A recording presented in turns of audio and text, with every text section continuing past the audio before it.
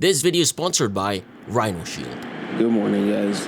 Today is actually iPhone launch day.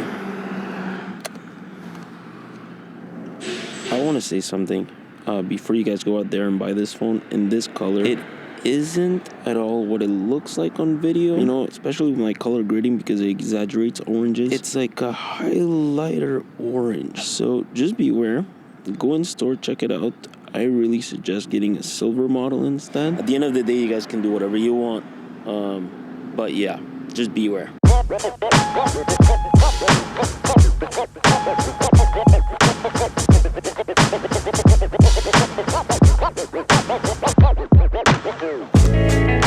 iPhone 17 Pro Max. This is it. This is actually the 2TB model, which is absolutely insane. To be honest, I don't know how my Switch is gonna go because I do come from the Z Fold. If you guys are new to the channel, this is my daily phone. I actually ordered one. This is black, and I have my review unit right here. This is my review unit. So I'm going to be switching for a month. We'll see how that goes. I'm gonna come out and say it, but honestly, guys, I think the base iPhone 17 is the best value out there out of all the iPhones. Now this, the iPhone 17 Pro Max is like the Ferrari of them all, right? What I'm most excited about really is the engineering behind what the iPhone Pro has become. So in this video, we'll unbox it, get a first look in hand, quickly show you what's new this year, and then I'll close it off by switching to it because we have a lot of content with it, including a week in the life. Okay, I can't believe we get to do this every year. It's insane. Listen, I took the day yesterday to unbox the Air and try that out. Today, I'm gonna dedicate the entire day to the iPhone 17 Pro Max. Correct me if I'm wrong, but usually every year, this is like the most popular phone, right? And this year we get a really funky color, orange. So let's take a look, okay? Oh, this is different from what I was expecting. Okay, I see the difference in color here. This is a bit more like shiny metallic, and this is a lot more matte. Let me bring this up so you guys can see it. Take a look at that, huh? It's pretty cool. Definitely looks different in real life. And then if you took a look at my iPhone Air video, well, you still have that same USB-C. Braided cord and everything, and then, well, this little message here that says you no longer need a physical SIM card, which sucks. So yeah, I mean, if you take a look at this right here, there's no SIM card anywhere. So yeah, you gotta deal with that. But yeah, I guess that's pretty much iPhone 17 Pro Max unboxing.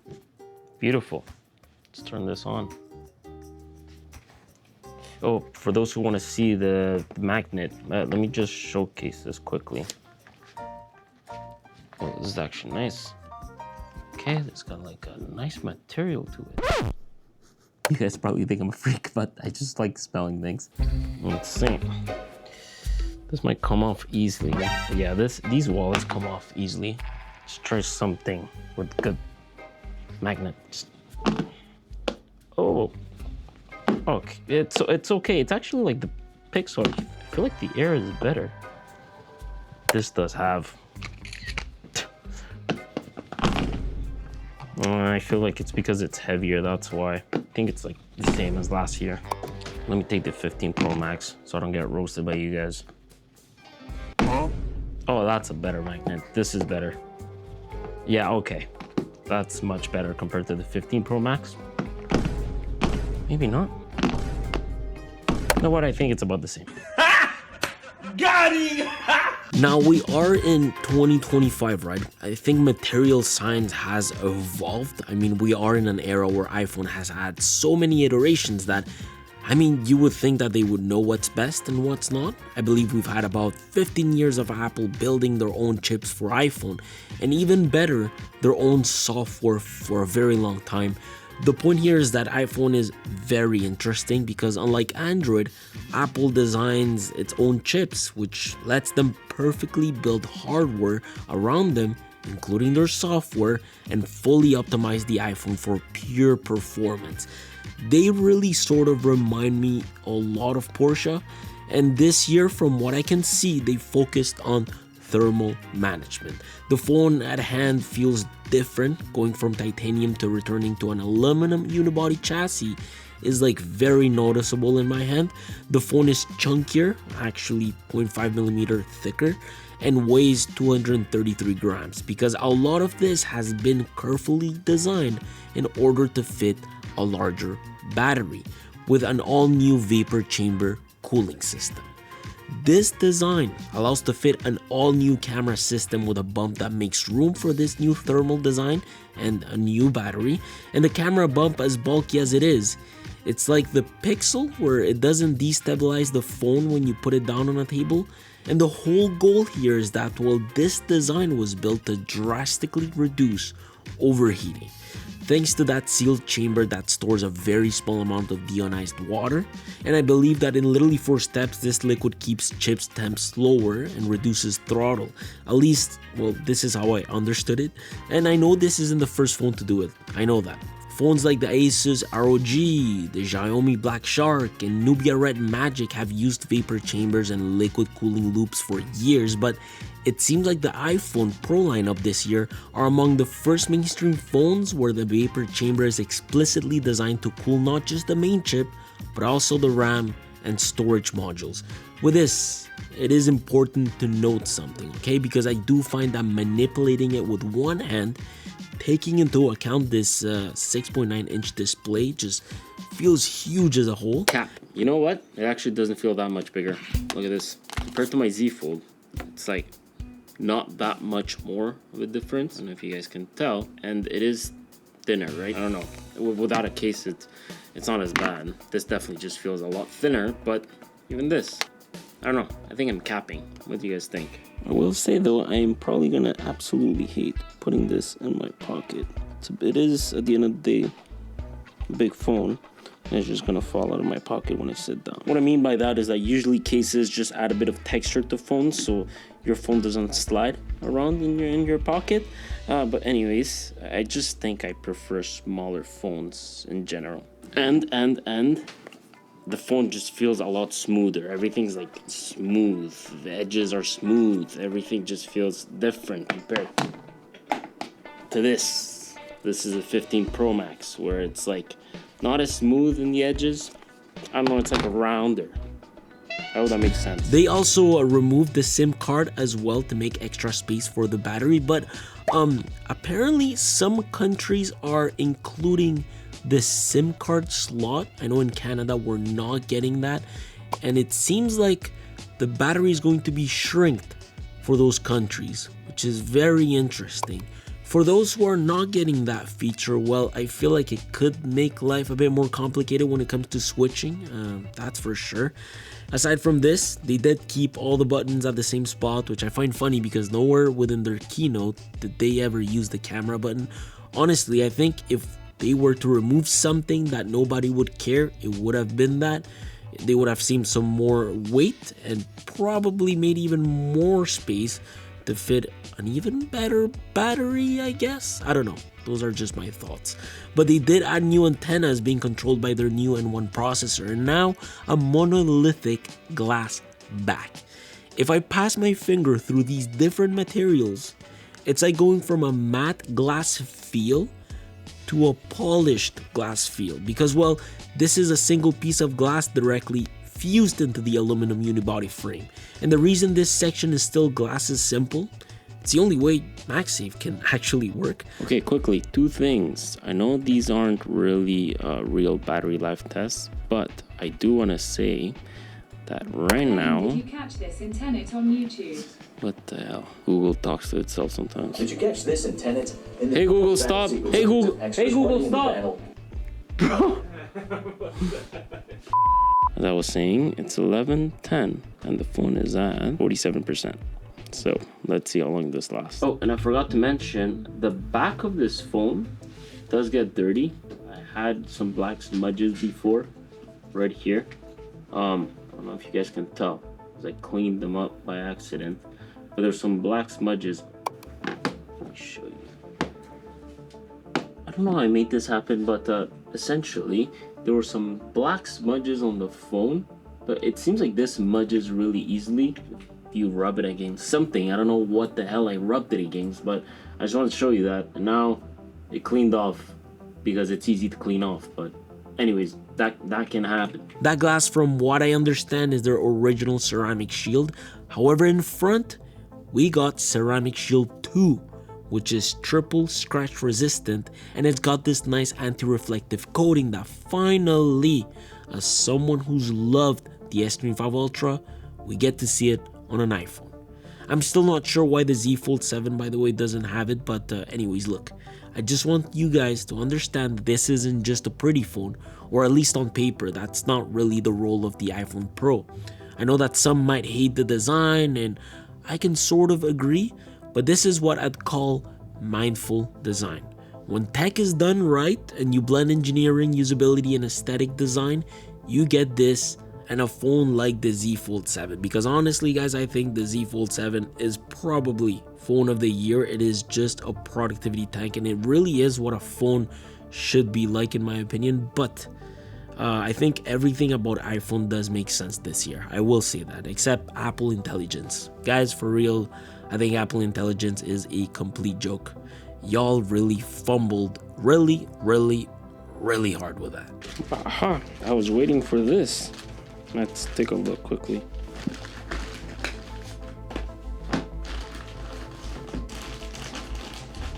So check this out, lens protectors from RHINOSHIELD.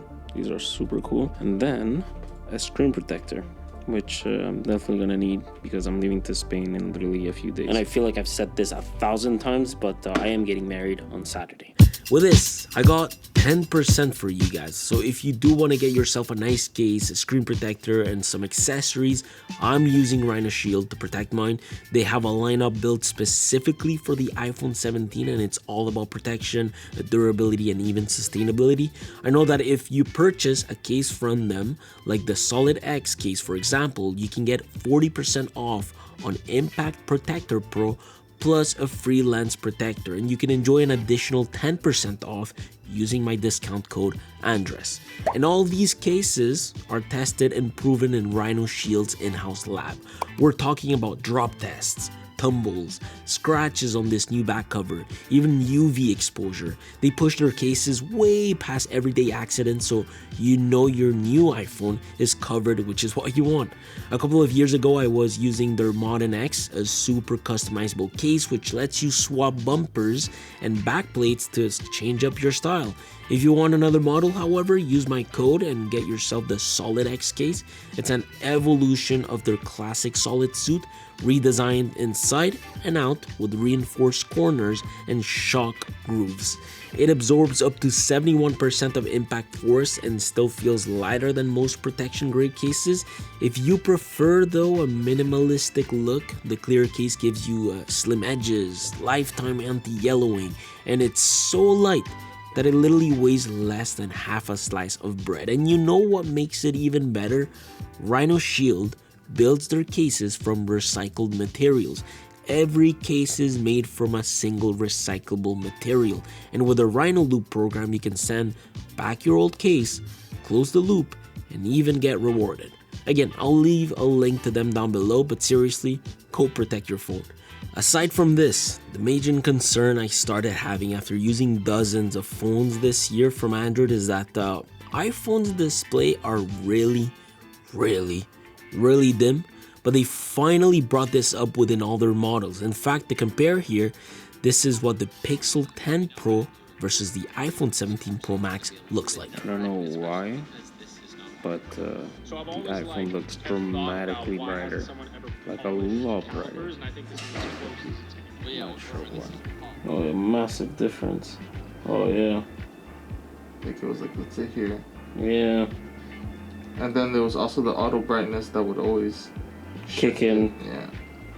Oh my god, yeah, massive difference. John and I went to Croatia not long ago. During his trip, we realized that all of a sudden his iPhone 16 Pro Max just went dim on him. Then we were like, oh, what happened? And the phone sort of stayed like that. And then we forgot about it. And then as I was comparing it, I'm like, yo, this is crazy dim for an iPhone. Like, well, what's going on? And I haven't been using an iPhone for a long time, but we realized that there's this setting called reduce white point that really diminishes the brightness. So I retract what I set.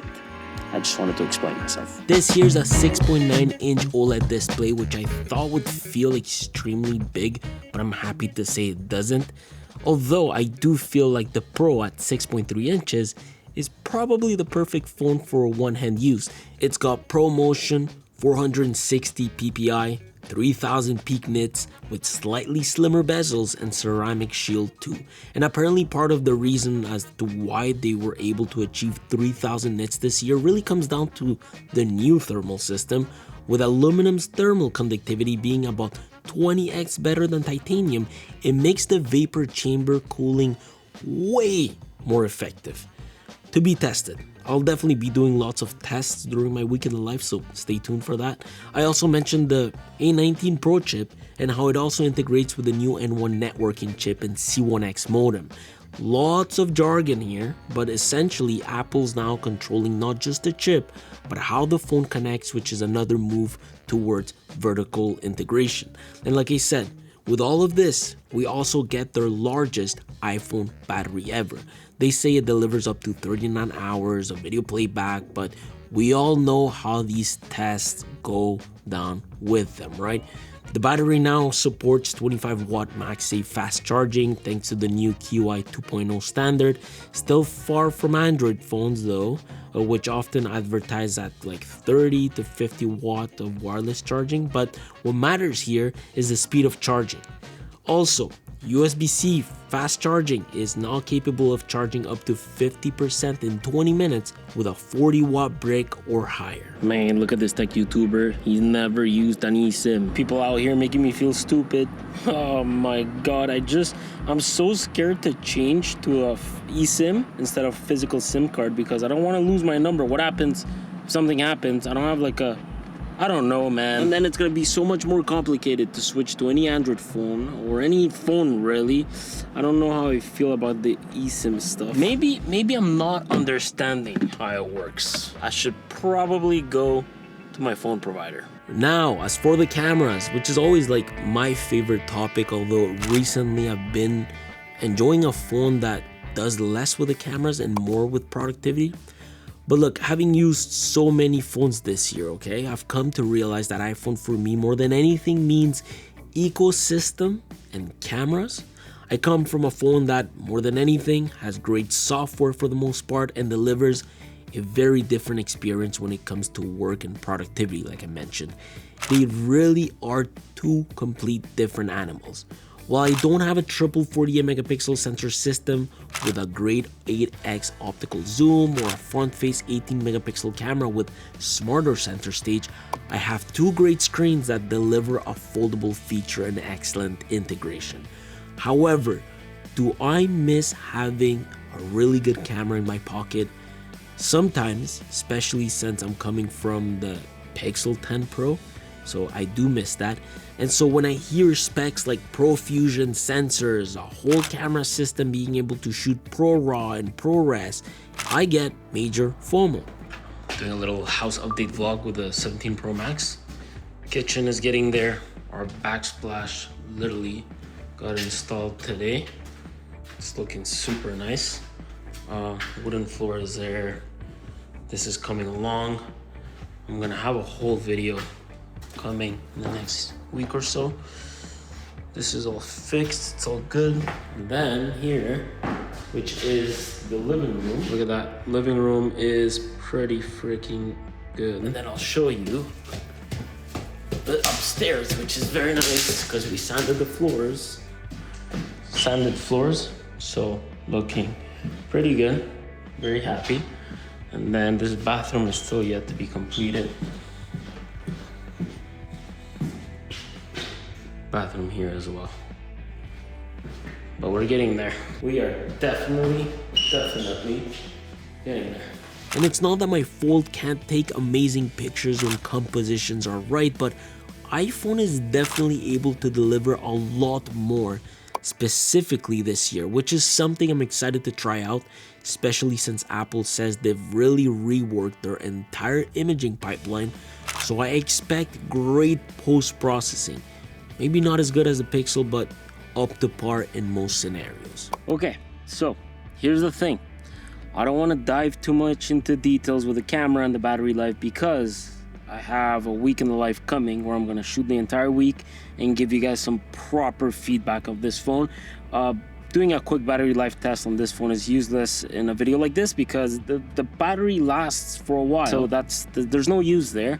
And I'm going to be taking so many freaking pictures that I'm going to be able to go into detail in terms of video, pictures, quality, colors, image processing, and all that like I usually do. So make sure you hit that little notification bell because that video is coming out sometime soon. That said, I'm actually getting married Saturday. This will be the phone I will be using at my wedding, and I will be downloading Google Photos so I can back up all those pictures in there.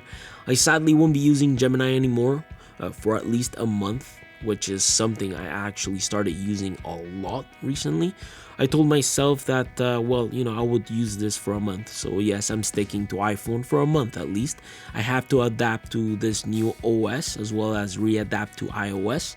Coming from One UI, I realized how much iOS sucks, to be honest, and searching settings and just doing overall system search just is not the best in my opinion. The UI also feels a bit slow compared to Samsung's, but anyways, I'll be putting my Fold aside, rock this for a month like I said, and even travel the world with it. So stay tuned for the week in the life because it's going to be fire.